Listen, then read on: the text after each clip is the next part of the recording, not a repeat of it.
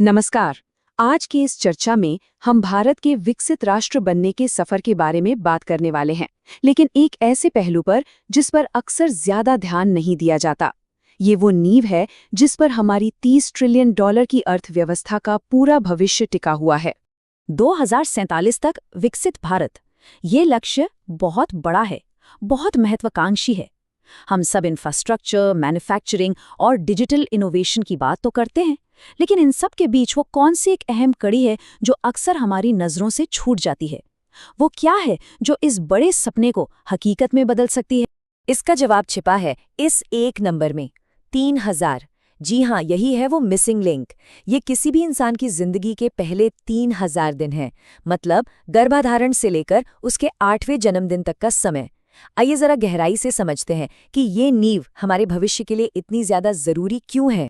तो चलिए अब जरा साइंस में उतरते हैं और ये समझने की कोशिश करते हैं कि इन शुरुआती 3000 दिनों का वैज्ञानिक आधार क्या है और क्यों ये एक व्यक्ति और साथ ही साथ पूरे देश के विकास के लिए इतने ज्यादा अहम है। ये आंकड़ा वाकई में चौंकाने वाला है।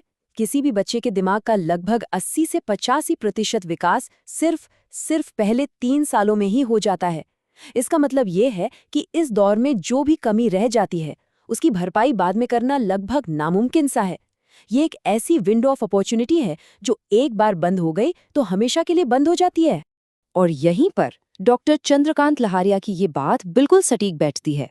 वो कहते हैं कि early childhood care and development यानी ईसीसीडी में निवेश कोई चैरिटी या कल्याणकारी काम नहीं है, बल्कि ये एक रणनीतिक आर्थिक निवेश है।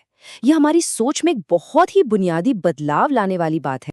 तो सवाल उठता है कि इसका आर्थिक फायदा क्या है।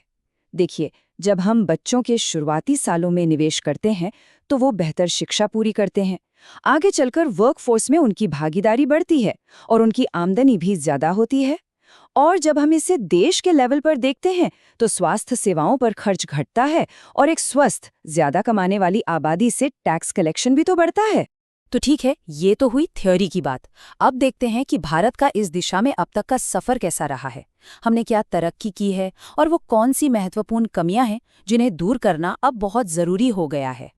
देखिए, भारत ने बाल कल्याण की दिशा में दशकों से काम किया है, इसमें कोई शक नहीं।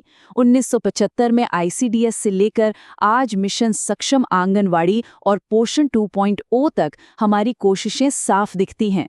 और इन कार्यक्रमों ने शिशु मृत्यु दर को कम करने और कुपोषण से लड़ने में वाकई में बहुत बड़ी भूमिका निभाई है। लेकिन यहीं पर पहली कमी सामने आती है।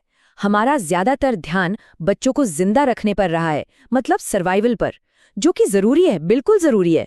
पर अब जरूरत है डेवलपमेंट पर ध्यान देने की, मतलब ऐसी परिस्थितियां बनाने की जिससे बच्चे सिर्फ जिए नहीं बल्कि अपनी पूरी क्षमता तक पहुंच सकें, फल फूल सकें।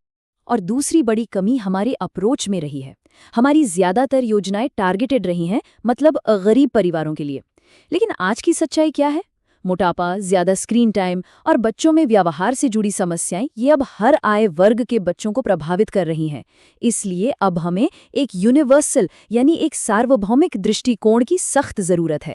तो सवाल फिर वही कि आगे का रास्ता क्या हो।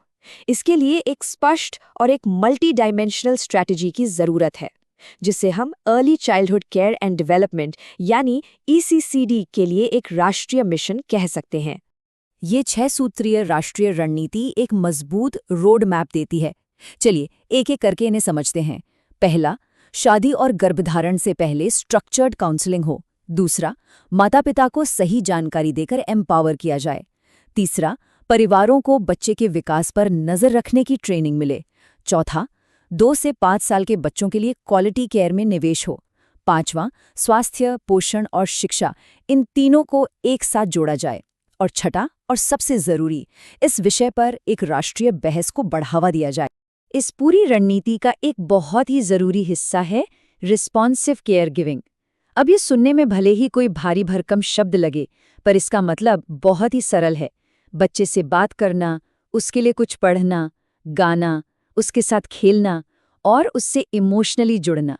ये साधारण सी लगने वाली चीजें हैं जो जीवन के शुरुआती हफ्तों से ही दिमाग के विकास पर बहुत गहरा असर डालती हैं। तो अब आते हैं सबसे जरूरी बात पर। ये सिर्फ सरकारी नीतियां बना के नहीं हो सकता। इसे एक व्यापक सामाजिक मिशन बनना होगा, एक ऐसा निवेश जिसे समाज का हर वर्ग, हर व्यक्ति अपना समझे। हमारा लक्ष्य एक ऐसा मिशन होना चाहिए जो अलग-अलग मंत्रालयों के बीच तालमेल से चले और जिसे पूरा समाज अपनाए। ये सरकारी कार्यक्रमों से कहीं आगे बढ़कर एक ऐसा इकोसिस्टम बनाए जहां हर बच्चे को आगे बढ़ने का सही मौका मिले। क्योंकि भारत का भविष्य इस बात से तय नहीं होगा कि हम अपने बच्चों से वादे क्या करते हैं, बल्कि इस बात से तय होगा कि हम उनके शुरुआती सालों में क्या निवेश करते हैं। और अंत में ये सवाल सोचने के लिए है कि क्या बाल विकास के लिए एक नागरिक आधारित आंदोलन ही भारत के भविष्य का ताला खोलने वाली असली चाबी है? इस पर सोचिएगा जरूर। धन्यवाद।